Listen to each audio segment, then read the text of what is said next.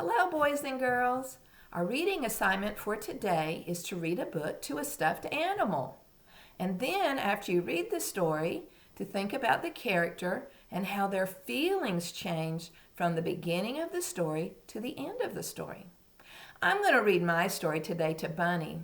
This was my daughter Rachel's favorite stuffed animal when she was little. She would never go to sleep unless Bunny was with her. She even bought Bunny a little t-shirt. And it says, "Rachel, I love you." Rachel is really big now and she doesn't sleep with Bunny anymore. But I've always kept Bunny because I remember how much Rachel loved her. So I want you to find a stuffed animal tonight when you read a book and read your story to your favorite stuffed animal. Now Bunny is going to sit back here and listen to my story, and I want you to listen to my story as well. All right, Bunny, so you sit right here. See if we can get you to stand up. Well, Bunny, there we go. So Bunny's going to sit there and listen, and I want you to listen to my story about Hooway for Wodney Wat. This is a story about a little rat who couldn't say his R sounds. Do you know anyone that can't say their R sounds?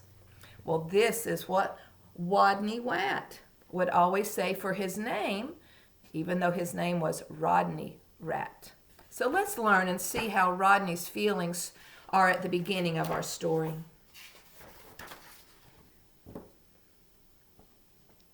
Poor Wodney Wat. His real name was Rodney Rat, but he couldn't pronounce his R's. To make matters worse, he was a rodent, a wodent. "What's your name, Wodney?" asked the other rodents. "Wodney Wat," whispered Wodney. "What's another name for a bunny?" they asked knowingly. "Wabbit," he mumbled. "And how does a train travel?" They winked at each other. "A twain twavels on twain tracks," Wodney replied miserably. Poor Wodney, how do you think he's feeling while the other boys and girls are teasing him because he can't say his R sound? All of this teasing day in and day out made Watney the shyest rodent in his elementary school. His squeak could barely be heard in class. He gnawed lunch alone. And while the other rodents scurried and scooted about at recess, Watney hid inside his jacket. Poor Rodney Rat. Then, one day, as the rodents were taking turns doing wheelies, a new rodent, a very large rodent, barged into the classroom and announced, "My name is Camellia Capybara. I'm bigger than any of you, I'm meaner than any of you, and I'm smarter than any of you." Then she added, "So there." Oh my, she looks kind of mean, doesn't she?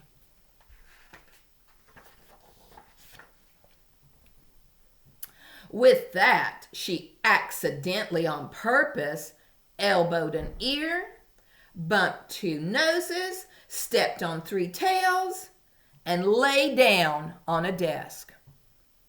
Fur pickled in fear through the classroom.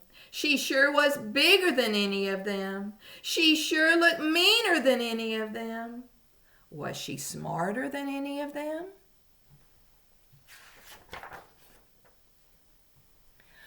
"What's 2 plus 2? asked Mrs. Fizzleworth. "4, shouted Camellia Capybara without even bothering to raise her paw. "And furthermore, 4 plus 4 is 8. 8 plus 8 is 16, and 243 plus 125 is 368. Later, when Mrs. Fizzleworth asked, "What's the capital of?" Camellia interrupted. "New York, Albany, population 295,594. And during science, in answer to the question, "What part of a plant is below the ground?" Camellia Capybara danced on her desk and sang, "Root, root, rooty toot toot." Yup, thought all the other rodents. She's smarter than we are too. They felt very uncomfortable.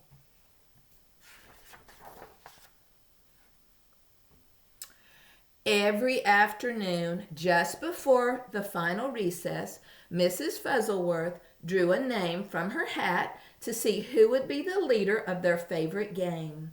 Simon says, She scrunched her eyes closed and jiggled the hat. Would it be Hairy Hamster? Minnie Feet Mouse? Grizzlefizz Guinea Pig? Could it be mean, big, smart Camellia Capybara? Mrs. Fizzleworth's paw reached in and pulled out the name of Wodney Wat. The bell rang. There was a wild scurry for the door, and Camellia Capybara was the first on the playground, having trampled the others in her path. Wow, she is not being a good friend at all, is she? To Watney, she looked especially scary. How do you think Wodney Wat is feeling now? I think he's frightened, don't you? What would she do when she heard him speak? Breathe, Capybara, breath in his face? Or tie him up in his own tail? Or even pounce on him? Boy, he is frightened, isn't he? The tiny, trembling leader of the game stood before the eager players, his head well inside his jacket, and squeaked, "Watney says, Wed the Sign," while the other rodents read, "P.S. 142 Elementary School for Rodents." Camellia, pulling up weeds around the sign and wildly flinging them hither and yon till she was clear up to her teeth in dirt. The other rodents began to smile. So when Rodney said, "Wed the Sign," he meant read the sign, but Camellia didn't know. So she started pulling all the weeds up around the sign, and that made the other rodents smile.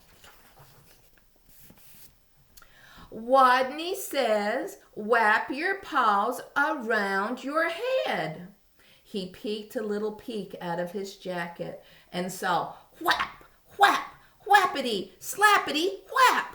Camellia was whapping her paws around her head so hard she became dizzy and gave herself a headache and had to sit down.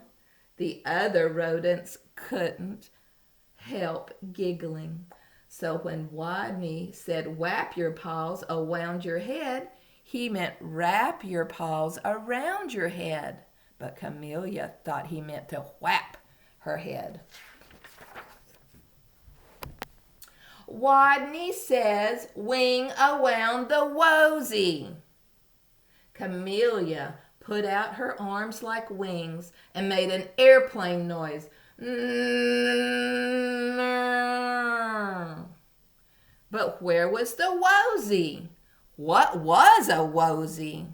So Rodney wanted them to play Ring Around the Rosie, but Camellia thought he meant wing around the Woozi, and she didn't know what a Woozi was.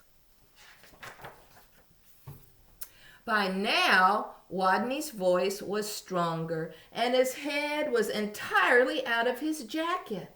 How do you think Rodney Rat is feeling now? Do you think he's still frightened? He's got his head out of his jacket. Let's see. Wake the leaves. Nobody moved. Wodney says, wake the leaves. While Harry, Minifeet, and Grizzlefrizz and the others busied themselves raking, Camellia Capybara grabbed one leaf. Wake up! She yelled. Did Rodney want them to wake the leaves or rake the leaves? She snatched another one. Come on, you! Up, up, up! And another one. Rise and shine! And another one. Boo! By now, all the other rodents were squealing with laughter. All but Camellia, who frowned. Stupid leaves. They won't wake up. And why was everyone laughing at her? Such bullies.